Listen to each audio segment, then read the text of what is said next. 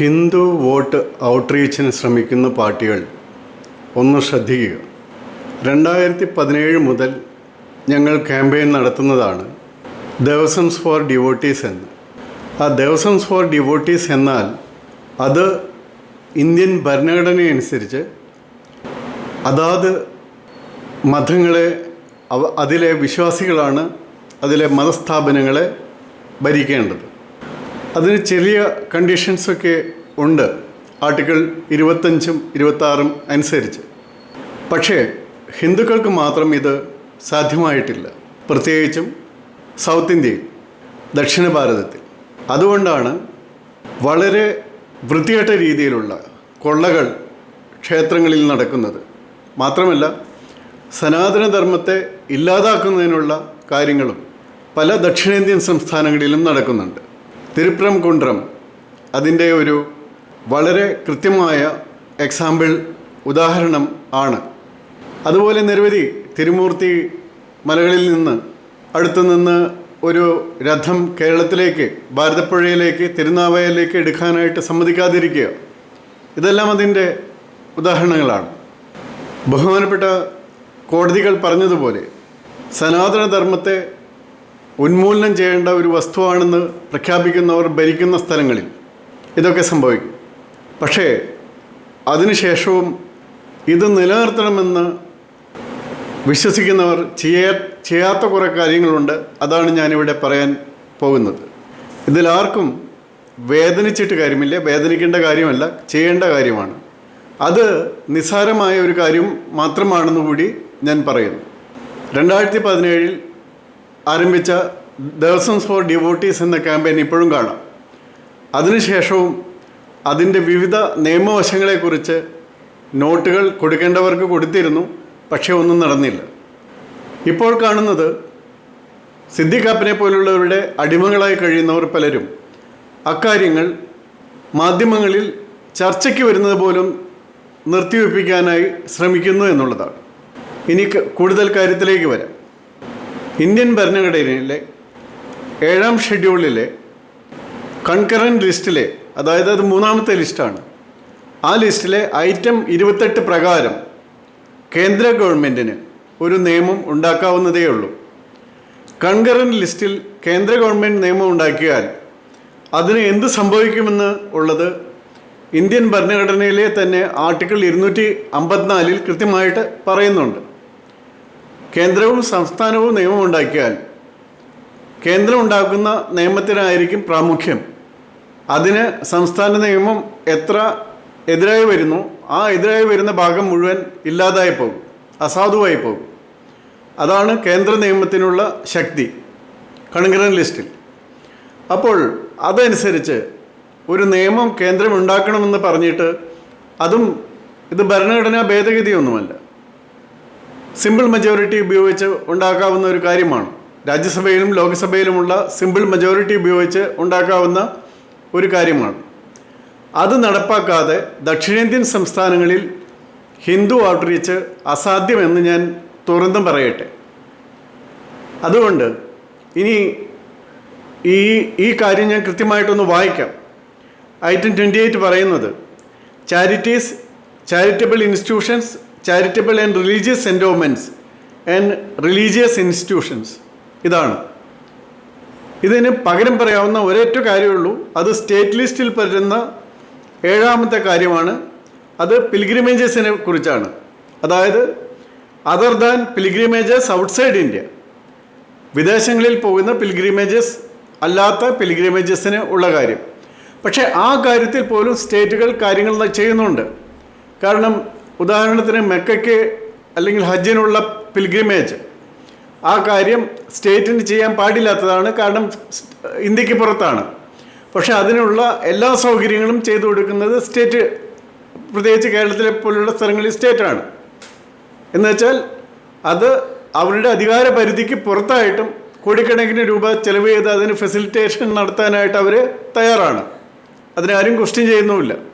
അത് പോകട്ടെ. പക്ഷേ ഇവിടെ നിയമപരമായിട്ട് ചെയ്യാവുന്ന ഒരു കാര്യം എന്തുകൊണ്ട് കേന്ദ്ര ഗവൺമെൻറ് ചെയ്യുന്നില്ല എന്നാണ് ഞാൻ ചോദിക്കുന്നത്. ആർട്ടിക്കിൾ 254 കിട്ടുന്ന കേന്ദ്ര ഗവൺമെൻറ്റിനുള്ള അധികാരം ഉപയോഗിച്ച്, സെൻട്രൽ ആക്ടിന് വരുന്ന അധികാരം ഉപയോഗിച്ച് എന്തുകൊണ്ട് കൺകറൻറ്റ് ലിസ്റ്റിൽ വരുന്ന 28ാമത്തെ ഐറ്റത്തിൽ ഈ റിലീജിയസ് ഇൻസ്റ്റിറ്റ്യൂഷൻസിന് അപ്പോൾ ഹിന്ദു റിലീജിയസ് ആൻഡ് ചാരിറ്റബിൾ എൻഡോവ്മെൻറ്റ്സ് എല്ലാം അതിൻ്റെ കീഴിൽ വരും, ദേവസ്വം ബോർഡുകളും എല്ലാം അതിൻ്റെ കീഴിൽ വരും. ഞാൻ പലപ്പോഴും പറഞ്ഞിട്ടുണ്ട്, അങ്ങനെ ചെയ്യുകയാണെങ്കിൽ മാത്രമാണ് അത് കൃത്യമായിട്ട് വിശ്വാസികളായ ഹൈന്ദവർക്ക് ലഭിക്കുക എന്നുള്ളത്. അത് ചെയ്താലല്ലാതെ ഹൈന്ദവരിലേക്ക് എത്താനായിട്ട് സാധ്യമല്ല. പകരം നമ്മൾ അജിറ്റേഷൻസ് നടത്തി 10,000-കണക്കിന് യുവാക്കളെയും യുവതികളെയും കേസിൽ പ്രതിയാക്കി, അതുകൂടാതെ അവരെ ജയിലിലാക്കി കുറേയധികം. ഇങ്ങനെയൊക്കെ ചെയ്യുന്നതിൻ്റെ ആവശ്യമില്ല. കാരണം അങ്ങനെ ചെയ്തിട്ട് അവർക്ക് ഉണ്ടാകാവുന്ന ഒരു പാസ്പോർട്ട് എടുക്കാൻ വയ്യ, അവർക്ക് ഒരു ഗവൺമെൻറ് ജോലിക്ക് അപ്ലൈ ചെയ്യാൻ വയ്യ, അവർക്കൊരു പൊതുമേഖലാ സ്ഥാപനത്തിലേക്ക് അപ്ലൈ ചെയ്യാൻ വയ്യ. ആ സ്ഥിതിയിലാക്കി വെക്കേണ്ട യാതൊരു കാര്യവുമില്ല. അതിന് പകരം ചെയ്യേണ്ടത്, നിയമപരമായി ചെയ്യേണ്ടത് ചെയ്യുക. അതല്ലാതെ ഒരു ഔട്ട്റീച്ചും നടക്കില്ല എന്ന് ഞാൻ കൃത്യമായിട്ട് പറയാനായിട്ട് ആഗ്രഹിക്കുകയാണ്. ഇത് ആരെ ചൊടിപ്പിച്ചാലും, ആരെ വേദനിപ്പിച്ചാലും, ആരെല്ലാം എനിക്കെതിരായാലും, കാരണം കഴിഞ്ഞ 9 വർഷമായിട്ട് ഞാനിത് സഹിക്കുകയാണ്. അതുകൊണ്ട് പറയുകയാണ്. കാരണം അതിൻ്റെ ചർച്ചകൾ പോലും മാധ്യമങ്ങളിൽ വരുന്നത് നിഷേധിക്കാനായിട്ട് ചിലർ ശ്രമിക്കുന്നത് എനിക്ക് മനസ്സിലായി. അതുകൊണ്ടാണ് ഞാൻ ഇന്നത് കൂടുതൽ കൃത്യമായിട്ട് പറയുന്നത്. അത് പറയാനായിട്ട് എനിക്കുമുള്ള ഒരു അവകാശത്തെപ്പറ്റി ഞാൻ പറയാം. കേരളത്തിൽ ഇക്കാര്യത്തിന് വേണ്ടി ഏറ്റവും അധികം കേസുകളിൽ ഉൾപ്പെടേണ്ടി വന്ന ആളുകളിൽ ഒരാളാണ് ഞാനും. ഒരു DGP ആയിട്ട് റിട്ടയർ ചെയ്ത എൻ്റെ പേരിലും 100 കണക്കിന് കേസുകളുണ്ട്. Doctor KS Radhakrishnan, K Surendran, Sasikala teacher, ഇവർക്കൊപ്പം കേസുകളുള്ള ആരെങ്കിലും കേരളത്തിലുണ്ടാകുമോ? അപ്പോൾ അതുകൊണ്ട് ഞങ്ങൾക്കൊക്കെ ഇത്ര അധികം കേസുകൾ ഉണ്ടായത് പ്രധാനമായിട്ടും ഈ നിയമമില്ലാത്തതുകൊണ്ടാണ്, ഈ നിയമം കൊണ്ടുവരാത്തതുകൊണ്ടാണ്. ആ നിയമം കൊണ്ടുവരാനായിട്ട് ഇപ്പോൾ മറ്റ് നിയമങ്ങൾ ഉണ്ടാക്കുന്നത് പോലെ ഒരു 2/3 മെജോറിറ്റിയോ ഒരു ഭരണഘടനാ ഭേദഗതിയോ ആവശ്യമില്ല. അത് മനസ്സിലാക്കുക. അതുകൊണ്ട് കഴിഞ്ഞ കുറേ വർഷങ്ങളായിട്ട് ഔട്ട്റീച്ചുകൾ പലതും നടത്തിയിട്ടും ആ ഔട്ട്റീച്ചുകൾ ഒന്നും പ്രവർത്തിക്കപ്പെടുന്നില്ലെങ്കിൽ അതിൻ്റെ കാരണം ഇതാണ്. ഇപ്പോൾ ശ്രീ G. സുകുമാരൻ നായർ, NSSൻ്റെ ജനറൽ സെക്രട്ടറി, അദ്ദേഹം എന്ത് ചെയ്തു എന്ന് ചോദിച്ചു. അദ്ദേഹം നൽകിയ ഉദാഹരണം വളരെ തെറ്റാണ്. പമ്പയിലുണ്ടാകുന്ന അഴുക്കിന് കേന്ദ്ര ഗവൺമെൻറ് അല്ല ഉത്തരവാദി, അത് കേരള ഗവൺമെൻറ് തന്നെയാണ്. പക്ഷേ ഈ നിയമം, അതായത് ഈ നിയമം കൊണ്ടുവരേണ്ടത് എങ്ങനെയാണ്? ഇപ്പോഴുള്ള ആക്ടിന് പകരം കേന്ദ്ര ഗവൺമെൻറ് ഒരു നിയമം ഉണ്ടാക്കുക. അതെങ്ങനെ ഉണ്ടാക്കണം? അത് ഉണ്ടാക്കേണ്ടത് ഒരു സെൻട്രൽ HRNC ആക്ട് നടപ്പാക്കുക. അതോടുകൂടി കേരളത്തിലും തമിഴ്നാട്ടിലും കർണാടകയിലും ആന്ധ്രാപ്രദേശിലുമുള്ള എല്ലാ ക്ഷേത്രങ്ങളും ആ ആക്ടിൻ്റെ കീഴിൽ വരും. അതിന് കീഴിൽ റൂൾസ് ഉണ്ടാക്കാൻ മാത്രമേ സ്റ്റേറ്റ് ഗവൺമെൻറ്റ്സിന് സാധിക്കുകയുള്ളൂ. ആ റൂൾസ് പോലും സെൻട്രൽ ആക്ടിന് വിരുദ്ധമായാൽ അസാധുവായി പോകും. അതുകൊണ്ട് അത് നടപ്പാക്കാനായിട്ട് എന്താണ് ബുദ്ധിമുട്ടെന്നുള്ളത് ഹിന്ദു ജനതയ്ക്ക് മനസ്സിലാകാതെ ഔട്ട്റീച്ച് കൂടുതൽ കാര്യമായി എത്തില്ല എന്നാണ് ഇത്രയും നാൾ കൊണ്ടുള്ള എൻ്റെ ഈ 9 കൊല്ലം കൃത്യമായിട്ട് ജനങ്ങൾക്കിടയിൽ പ്രവർത്തിച്ചുകൊണ്ടുള്ള പരിചയം. അതൊന്നും ഉണ്ടാക്കി നോക്കൂ. നിങ്ങൾക്ക് ഒരു 10-12% വോട്ട് അതിൽ നിന്ന് തന്നെ കൂടുതൽ കിട്ടും. ആ ആക്റ്റിൽ എന്ത് പറയണം?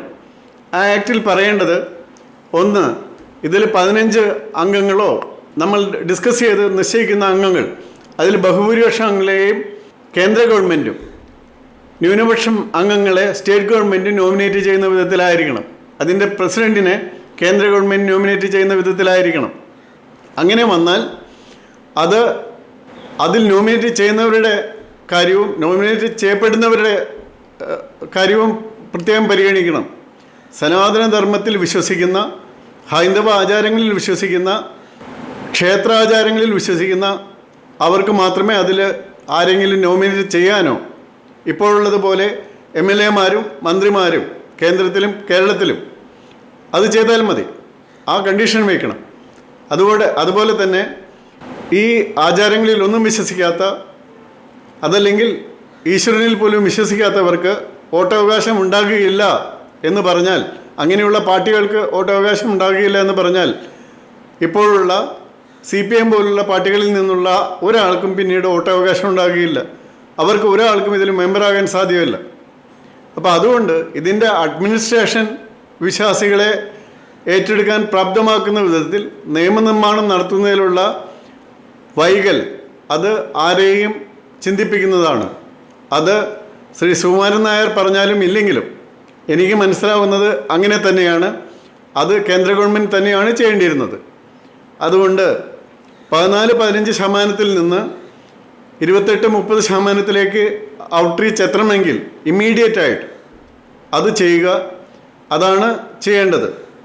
ഇനി സ്റ്റേറ്റ് ലിസ്റ്റിൽ ഇതിന് വിരുദ്ധമായിട്ടുള്ളൊരു കാര്യം എന്ന് പറയുന്നത് ഞാൻ നേരത്തെ പറഞ്ഞു, വിരുദ്ധമല്ല, അതിലുള്ളത് പിലിഗ്രിമേജസ് വിത്തിൻ ദ കൺട്രിയാണ്. ആ സ്റ്റേറ്റാണ് ഇപ്പോൾ ഇതെല്ലാം കൺട്രോൾ ചെയ്യുന്നത് എന്നുള്ളതാണ്. ഇപ്പോൾ 1811 കേണൽ മൺട്രോ തുടങ്ങി വെച്ച കാര്യങ്ങളാണ് ഇപ്പോഴും തുടർന്നു പോകുന്നത്.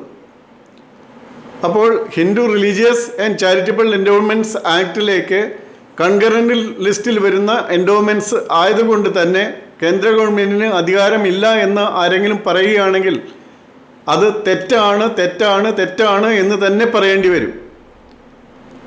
അപ്പോൾ അതുകൊണ്ട് എന്തിനാണ് കേന്ദ്രം ഇനിയും ഇതിന് മടിച്ചു നിൽക്കുന്നത്? കേരളത്തിലെ കാപ്പൻ്റെ അടിമകൾ അത് പറയുന്നത് എനിക്ക് മനസ്സിലാക്കാൻ സാധിക്കും. പക്ഷേ ഇത്രയധികം നിയമവിദഗ്ധരുള്ള അല്ലെങ്കിൽ ഇതേപ്പറ്റി പഠിക്കാൻ സൗകര്യമുള്ള കേന്ദ്ര ഗവൺമെൻറ് ഇനിയും അതിലേക്ക് മടിച്ചു നിൽക്കുന്നത് എന്തിനാണ്? അതുകൊണ്ട് ഒരു doubling of the Hindu outreach ഇപ്പോൾ കഴിഞ്ഞ ലോക്കൽ ബോഡി ഇലക്ഷനിൽ കണ്ടു. ഹിന്ദു വോട്ടേഴ്സുള്ള സ്ഥലങ്ങളിലെല്ലാം വളരെ കുറവ് വോട്ടുകളാണ് പലയിടങ്ങളിലും കിട്ടിയിട്ടുള്ളത്.